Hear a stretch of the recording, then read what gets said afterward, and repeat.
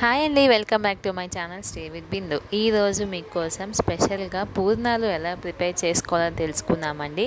చాలా టేస్టీగా ఏమైనా పండగలకైనా ఏ విధంగా చేసుకోవాలో నేను సింపుల్గా మీకు చెప్పేస్తానండి. వీడియో అంతా చూసేసి ఏ విధంగా చేసుకోవాలో మీరు కూడా మనం ఫస్ట్ అనేది పిండి మనం ఏ విధంగా ప్రిపేర్ చేసుకోవాలో తెలుసుకుందామండి. దీనికోసం ఒక 3/4 కప్పు దాకా మినపిండిని తీసుకున్నామండి. మినప గుండ్లు నేను ఇక్కడ తీసుకుంటున్నాను. ఒక 1 కప్ దాకా రైస్ తీసుకుంటున్నాను. మీరు రేషన్ రైస్ ఉంటే అదైనా యాడ్ చేసుకోవచ్చు. నేను ఇక్కడ నార్మల్ రైస్ని యాడ్ చేశాను. ఒక 2-3 టైమ్స్ వాష్ చేసేసి దాన్ని 8 నుంచి 8 అవర్స్ లేదా అనుకుంటే ఒక ఓవర్ నైట్, రేపు పండగ అనుకుంటే మనం పొద్దున్నే ప్రసాదానికి కానీ తినడానికైనా మనకి ఎర్లీ మార్నింగ్ కావాలి అనుకుంటే మనం పొద్దున్నే ప్రిపేర్ చేసుకోవడానికి నైట్ నానబెట్టుకుంటే సరిపోతుందండి. లేదు అనుకుంటే ఈవినింగ్ టైంలో చేసుకోవాలనుకుంటే డే టైంలో నానబెట్టుకుంటే సరిపోతుంది. దీన్ని సపరేట్గా మనం మిక్సీ పట్టేసుకోవాలండి. బియ్యంని మాత్రం కొంచెం బరకగా మనం మిక్సీ పట్టుకొని దాంట్లో కొంచెం షుగర్ యాడ్ చేసుకొని మిక్సీ పట్టుకున్నాము. షుగర్ యాడ్ చేయటం వల్ల మనం పూర్ణాలు వేసేటప్పుడు దాని కలర్ అనేది చాలా బాగుంటుందండి. పిండి మనం తిన్నప్పుడు చప్పగా లేకుండా కొంచెం స్వీట్నెస్ కూడా ఉంటుంది. దాంట్లోనే కొంచెం బేకింగ్ సోడా కూడా యాడ్ చేసేసి మిక్స్ చేసుకొని పక్కన పెట్టేసుకుందామండి.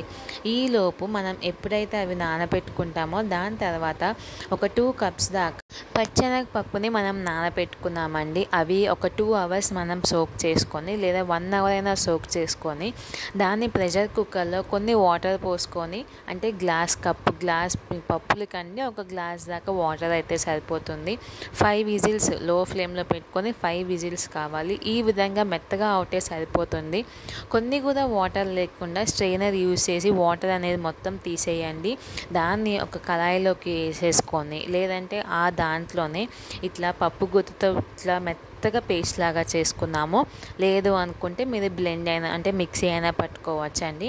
మనం ఏ గ్లాస్తో అయితే ఏ కప్పుతో అయితే మనం పచ్చెనగపప్పును తీసుకున్నామో అదే క్వాంటిటీతో మనం 2 కప్స్ దాకా పచ్చెనగపప్పు తీసుకున్నామంటే 1.5 కప్ దాకా బెల్లంని మనం తీసుకున్నామండి. దాన్ని మొత్తం కరగపెట్టేసుకొని ఒకవేళ మీరు ఫిల్టర్ చేసుకోవాలి అనుకుంటే ఫిల్టర్ చేసుకోవచ్చు.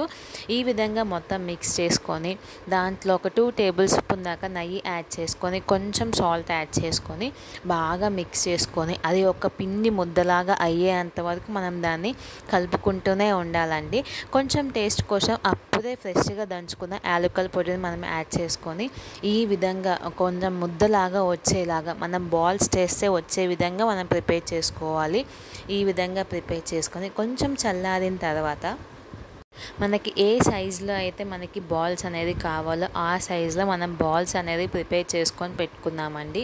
నేను ఇక్కడ కొంచెం చిన్న సైజులో బాల్స్ అనేది ప్రిపేర్ చేసుకుంటున్నాను. ఈ విధంగా ఈ సైజులో మనం ప్రిపేర్ చేసుకొని పక్కన పెట్టేసుకున్నాము.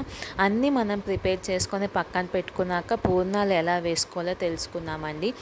ముందుగానే కళాయిలో కొంచెం ఆయిల్ తీసుకొని దాన్ని బాగా హీట్ అయ్యేదాకా మనం ఉంచుకోవాలండి. ఈ పూర్ణం అనేది పిండిలో మనం ఈ విధంగా మనం మిక్స్ చేసుకొని స్లోగా ఆయిల్లో మనం డిప్ చేసుకోవాలండి. ఆ విధంగా మనం అన్నీ యాడ్ చేసేసుకోవాలి. స్టార్టింగ్ ఒక 1-2 మాత్రం మనకి కొంచెం ఇబ్బందిగా ఉంటుంది ఫస్ట్ టైం ట్రై చేసే వాళ్ళకి. తర్వాత వేసే కొద్దీ చాలా ఈజీగా మనం దాంట్లో వేసేయచ్చండి. మనం షుగర్ యాడ్ చేసాం కాబట్టి పైన చాలా కలర్గా ఉంటుంది. దాంతో బియ్యం మనం రవ్వగా పట్టాం కాబట్టి క్రిస్పీగా వస్తుందండి. ఈ వీడియో కనుక మీకు నచ్చినట్లయితే మీరు కూడా ఒకసారి ట్రై చేసి ఎలా వచ్చిందో కామెంట్స్లో చెప్పండి. మీరు కూడా ట్రై చేయండి కంపల్సరీగా. Thanks for watching. Please like, share and subscribe. Have a nice day.